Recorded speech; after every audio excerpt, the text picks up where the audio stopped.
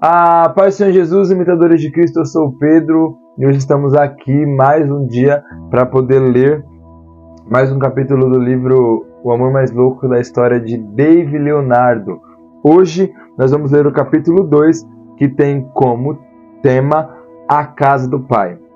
Diz assim: Não sei você, mas quando eu era menino e viajava com a minha família, eu não gostava de voltar para casa. Na verdade, eu ficava o tempo inteiro me perguntando por que não poderíamos viver a nossa vida toda viajando. Os hotéis ou as casas que ficávamos eram sempre mais divertidos e pareciam ser uma novidade constante para mim.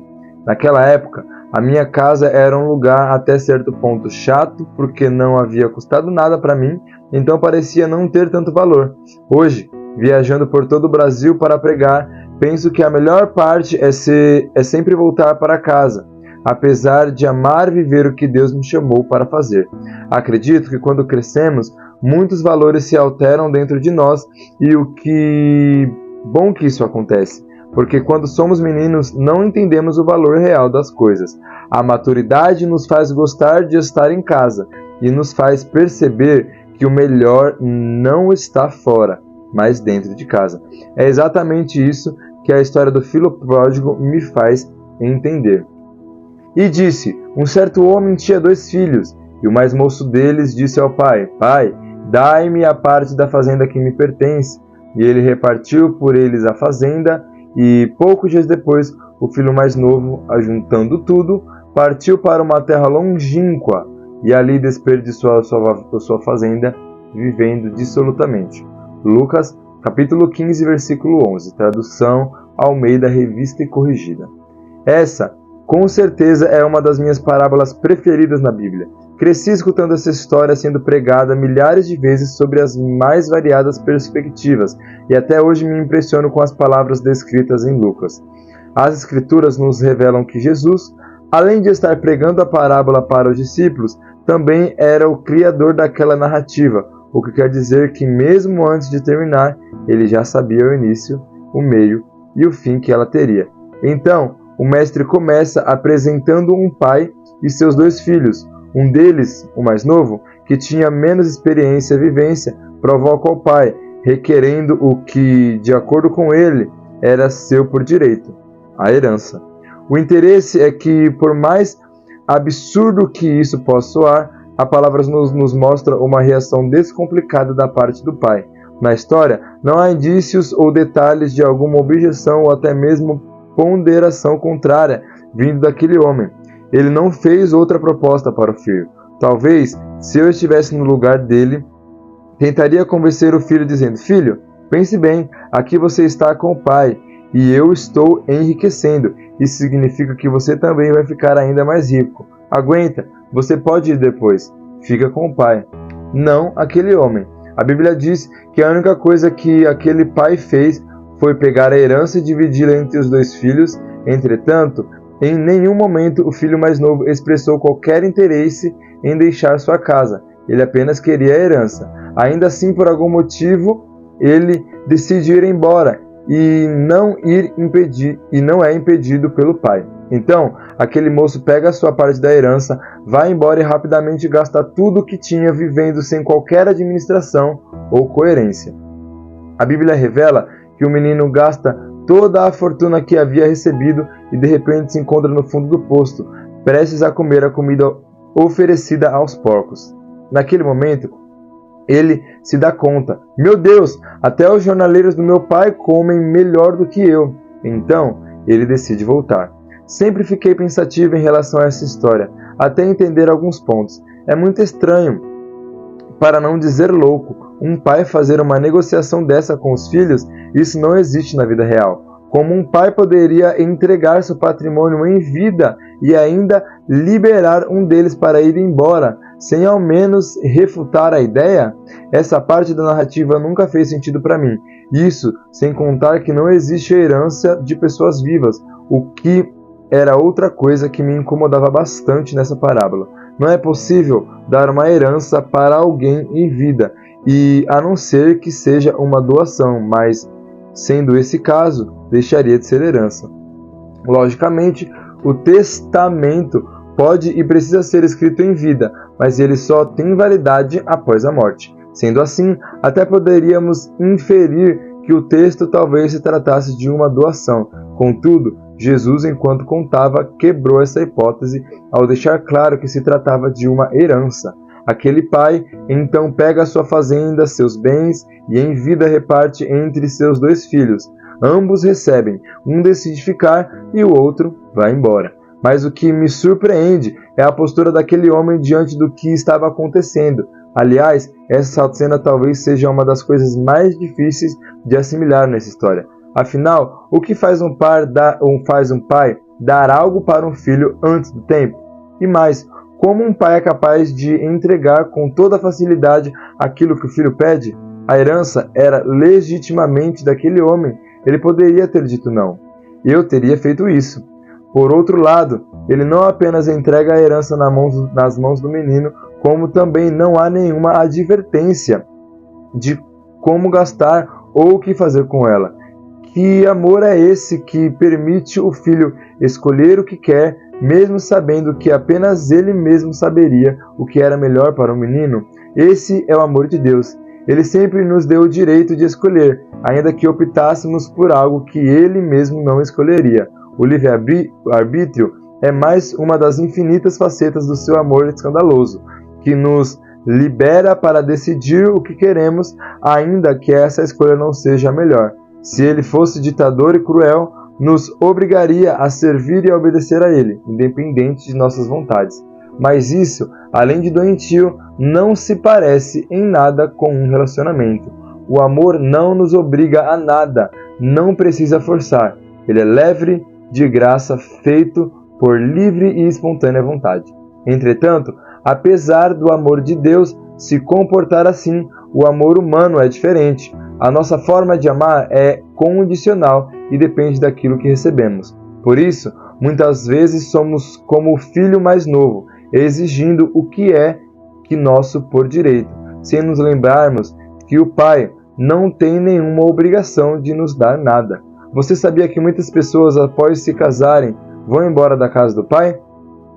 Sabia que alguns, depois de ganharem um carro pelo qual tanto oraram, vão embora? Que muitos vão embora após receberem a casa pela qual tinham clamado durante tanto tempo, recebem e se vão. Antes, enquanto oravam e clamavam pelas bênçãos, permaneciam fiéis e fervorosos, mas após receberem de Deus as coisas pelas quais tanto oraram, decidem ir embora e gastá-las dissolutamente.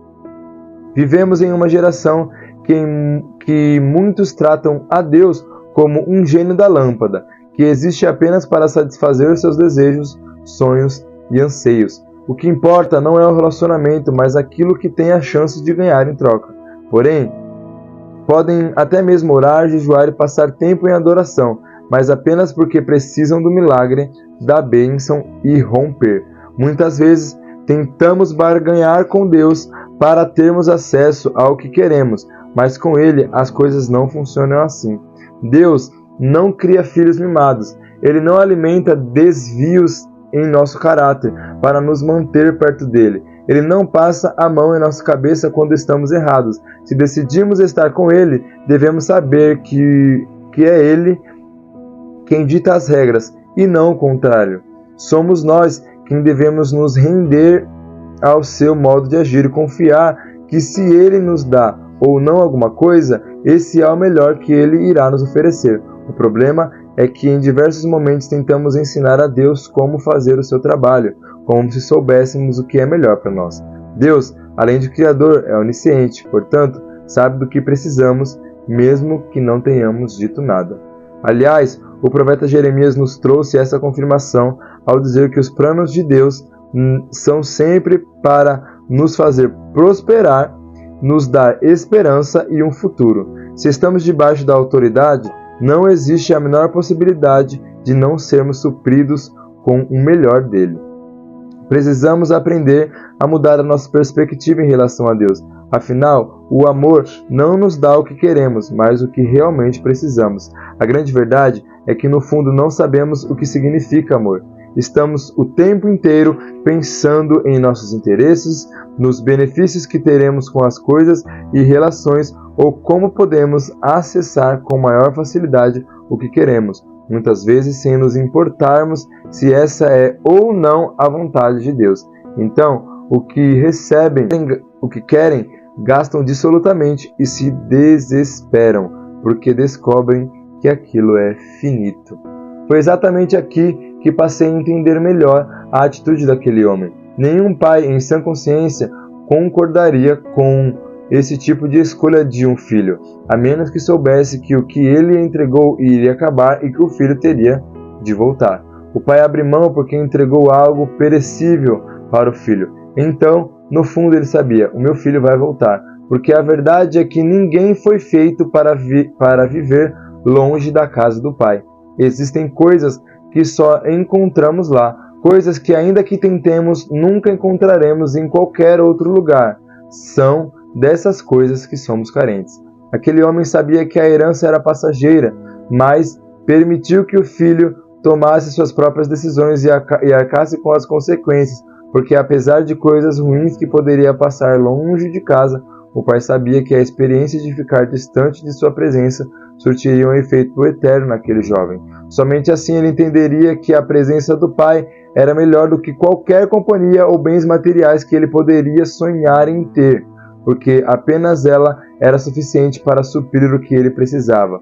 Porém, é importante deixar claro que o fato de um menino ter ido embora da casa de casa e de o pai saber que ele voltaria não significa que ele precisava ter saído para entender que é melhor estar na casa do pai. Aquele jovem poderia ter sido inteligente e percebido que o que ele realmente precisava estava em casa, não na casa em si, mas em quem morava nela. A história do filho pródigo nos ensina que não precisamos de uma experiência traumática para percebermos que o melhor está dentro da casa, com o pai. Entretanto, apesar de não concordar com a escolha do filho, o pai lhe entrega o poder de decisão, o que me lembra muito a história de Adão e Eva. Quando Deus colocou ambos no jardim, ele sabia que eles iriam pecar, mas deixou a escolha na mão deles. Ele não os protegeu do poder de decisão e dos resultados que elas poderiam desencadear. Se fosse assim, ele nem mesmo teria colocado a árvore do conhecimento do bem e do mal no jardim para começo de conversa. Entretanto, Deus, por seu imenso e escandaloso amor, nos permitiu ter a liberdade de escolhermos a Ele e seu amor. Isso não isentou a humanidade das consequências que vieram após a queda. Porém, de maneira linda e imerecida, Ele nos possibilitou voltar para casa através de Jesus. A obra da salvação na cruz, mediante o precioso sangue de Jesus, é a manifestação encarnada do amor divino por nós. É Deus Pai nos mostrando que a porta de casa está aberta para nós. Sempre me pego pensando nisso. Fico chocado com a maturidade e a segurança do amor de Deus, que mesmo sabendo que é a fonte de tudo e que precisamos, ainda assim decide passar por cima de sua própria vontade para nos dar a oportunidade de escolher o que queremos, ficar ou ir embora. Apesar do nosso amor interesseiro, Ele não nos trata da mesma maneira. Pelo contrário, Ele continua nos amando mesmo sabendo que somos assim, e é o tipo de amor que encontramos na casa do Pai. De vez em quando, gosto de imaginar como essa casa é. Em João 14 lemos: Não se turbe o vosso coração, credes em Deus, crede também em mim. Na casa de meu pai há muitas moradas, se não fosse assim eu vô-lo teria dito. Vou preparar-vos lugar, e quando eu for e vos preparar lugar, virei outra vez e vos levarei para mim mesmo, para que onde eu estiver estejais vós também. João capítulo 14, do versículo 1 ao 3. Sempre existe espaço para mais um na casa do Pai. Os quartos são grandes, aconchegantes e projetados individualmente para cada filho. Ali encontramos provisão, descanso, abrigo, segurança, direção e o melhor, a presença constante do Pai. Por mais que saibamos que a presença de Deus é a única coisa que pode satisfazer os nossos anseios, muitas vezes teimamos em apostar em coisas terrenas. Porém, o nosso coração tem fome de eternidade. ele fez tudo apropriado ao seu tempo. Também pôs no coração do homem um anseio pela eternidade. Mesmo assim, esse não consegue compreender inteiramente o que Deus fez. Eclesiastes 3, capítulo 11. Mesmo sem saber, ansiamos pelo que é eterno. Ainda que busquemos as coisas dessa terra, o nosso coração sempre precisará de mais para ser completo. Porque o que tem sede de eternidade só pode ser saciado pelo que é eterno. É claro que buscar coisas terrenas também faz parte do processo da vida. Inclusive, é isso o que Salomão continua dizendo nos versículos seguintes de Eclesiastes. Comer, beber e ser recompensado pelo seu trabalho também são presentes de Deus. Eclesiastes, capítulo 3, versículo 13. O homem pode e deve buscar sempre mais, tendo uma ambição saudável em todas as áreas de sua vida, afinal não somos e nem devemos viver como coitados miseráveis ou órfãos. Somos realeza, e isso não tem a ver com dinheiro, mas com mentalidade. Contudo, ao final, não podemos nos esquecer que nenhuma dessas coisas tem valor eterno, e por isso não poderá nos satisfazer. O pai do filho pródigo entendia isso. Ainda hoje, quando leio Lucas 15, impressiona-me com a frieza daquele homem. Fico imaginando aquele pai assistindo a partida do filho, ao mesmo tempo em que já mandava os servos deixarem preparados um anel, as melhores roupas e sapatos, e talheres para a festa e o animal cevado. Não havia dúvida para ele. O filho ia voltar. Aliás, imagino aquele pai deixando a porta o tempo inteiro aberta para esperar a volta do filho, até que de fato ela acontece. A palavra nos diz que aquele menino, caindo em si, percebe o que recebeu acabou. Imediatamente ele se lembra da casa do pai. E, tornando em si, disse: quantos jornaleiros de meu pai têm abundância de pão, e eu aqui pereço de fome? Levantar-me-ei e irei ter com meu pai. Eu dir-lhe-ei: pai, pequei contra o céu e perante ti, já não sou digno de ser chamado teu filho. Faze-me como um dos teus jornaleiros. E levantando-se, foi para o seu pai, e quando ainda estava longe, viu seu pai, e se moveu de íntima compaixão, e correndo, lançou-se-lhe ao pescoço e o beijou. Lucas capítulo 15, do versículo 17 ao 20. O filho decide voltar para casa porque se lembra de que lá existia uma coisa que todos tinham acesso e que ele havia perdido: sustento. É nesse momento que ele se dá conta de que tinha coisas que vinham do pai, mas que as escolhas que havia feito o levaram a viver suprido por seu próprio braço. Existem coisas que só encontramos na casa do pai. Quando estava na casa do pai, o menino tinha tudo. Ele trabalhava menos e produzia mais. Isso também acontece conosco quando estamos debaixo dos desígnios de Deus, porque a graça. Em casa, o menino tinha servos à sua disposição, alimentos, segurança, roupas novas, tinha a herança, estava enriquecendo e, o melhor, tinha constantemente a presença do pai. Porém, quando se afastou de casa, passou a abraçar suas causas e ideias e, mesmo fazendo tudo o que sempre quis, entendeu que nada do que produzisse supriria a falta da casa do pai. No momento em que saímos de casa, além de perdermos tudo isso, passamos a trabalhar com as nossas forças em coisas finitas. Trabalhamos mais e produzimos menos, porque não existe o favor de Deus. Entretanto, quando estamos com Ele, tudo o que fazemos pode ecoar pela eternidade, e uma vez que estamos nele, a nossa vida passa a ter valor eterno, e tudo o que iniciamos nessa terra pode se tornar eterno. Ainda distante, enquanto fazia o caminho de volta, o pai avista o menino e sai correndo em sua direção, movido de íntima compaixão. Que bom ter o filho de volta. Que bom que ele havia descoberto que o que precisava não estava fora de casa, mas dentro com o seu pai. Que bom que ele havia percebido que o que estava em suas mãos poderia acabar, mas o que havia sido construído pelas mãos do pai era para sempre. A história conta que aquele menino entrou em casa com comemorações e honrarias, ganhou anel, roupas e sapatos novos e até uma festa com o melhor que poderia imaginar. Entretanto, ele não se importava mais com as coisas que poderia conseguir, porque havia descoberto que o que ele precisava não era de dinheiro ou de uma casa maior. Ele precisava do Pai. Não precisava de drogas, festas, bebidas ou um amor passageiro. Tudo isso dura apenas um momento, um piscar de olhos e já acabou. Não, aquele jovem precisava de mais. Ele precisava de eternidade, assim como nós. O nosso problema é que o tempo inteiro somos controlados pelo imediatismo. Não existe espera, não existe descanso e muito menos tempo a perder. Tudo o que é valorizado e idolatrado é o agora.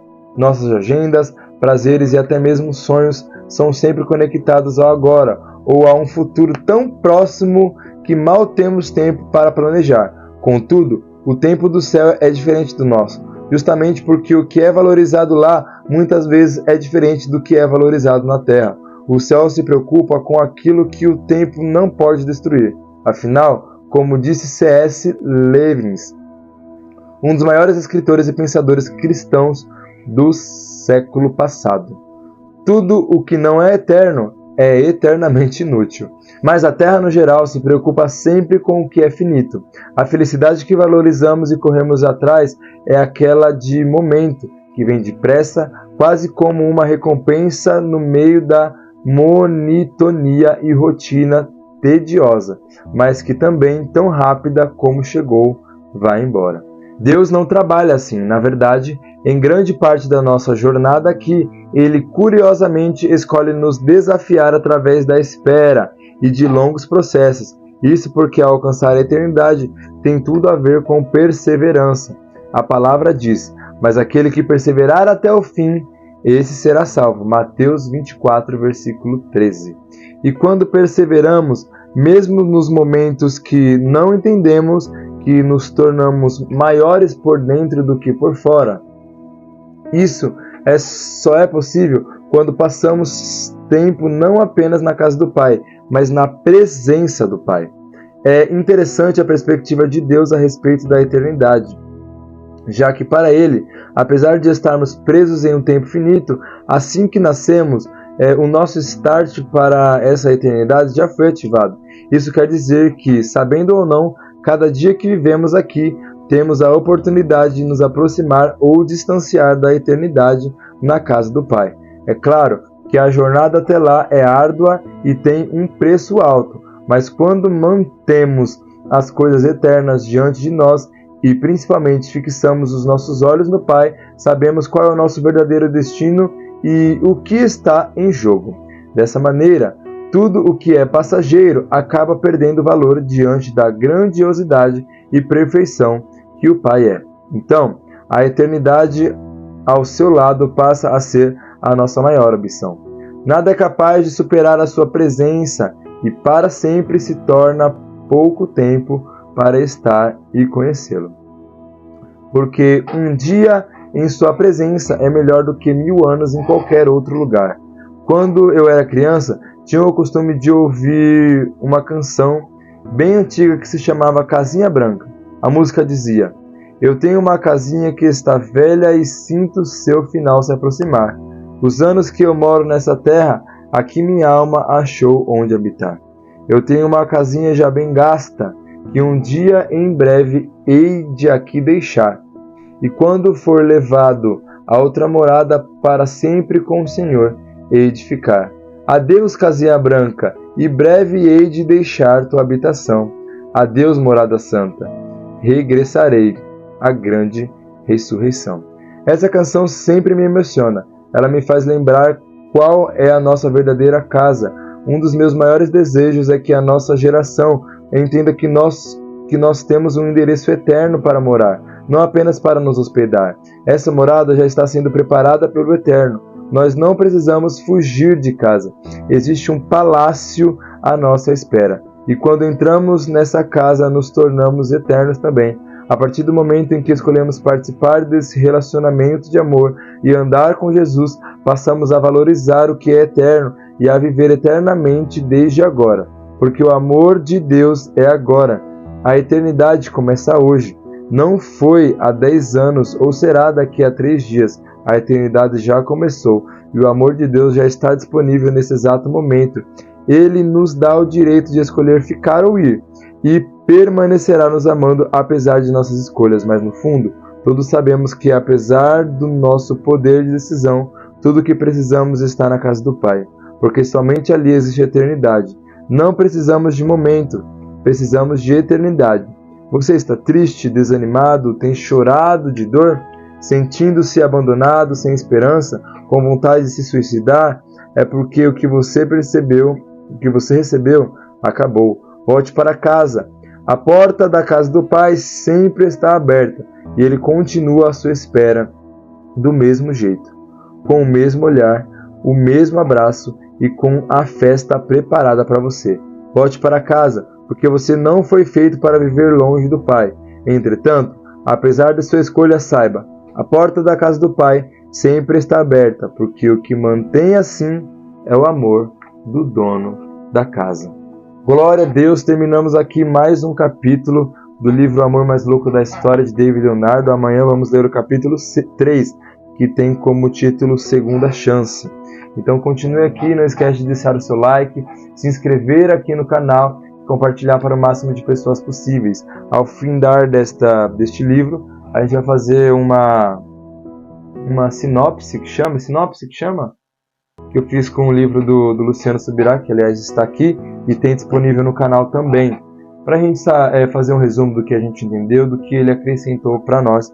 Farei desse mesmo livro também, tá bom? Então, até amanhã às 8 horas da noite com o capítulo 3 do livro O Amor Mais Louco da História de David Leonardo. Deus te abençoe e até a próxima.